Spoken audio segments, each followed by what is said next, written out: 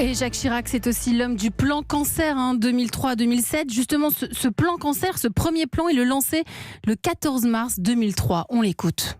J'ai souhaité qu'une mobilisation nationale soit lancée contre le cancer et j'ai décidé de m'y engager personnellement.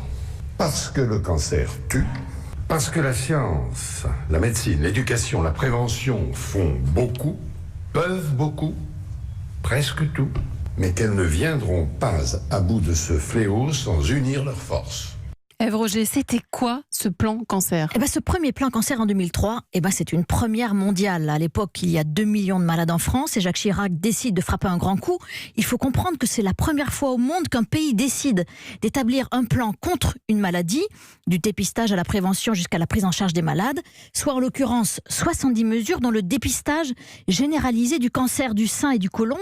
Ça date de cette époque-là, on l'a tous oublié, mais aussi, et c'est le plus spectaculaire, une hausse brutale et radicale du prix du tabac, plus 35% sur 2 ans. C'était une première là aussi. Résultat, des ventes de cigarettes chutent de 25%. Alors à l'époque, le professeur David Kayat est le conseiller plan cancer de Chirac. Écoutez-le. J'ai travaillé à ses côtés comme conseiller pendant 5 ans. J'ai vu un homme tellement concerné par ça, tellement mobilisé, tellement humain. J'ai adoré pouvoir être à ses côtés. Il m'a laissé le souvenir d'un homme avec un immense cœur et un engagement pour nos concitoyens, pour la France, merveilleux. Alors une étude récente de l'Institut national du cancer a montré que grâce à ce plan cancer, la survie des malades en France a nettement augmenté depuis de 5 à 7%. Merci Ève Roger.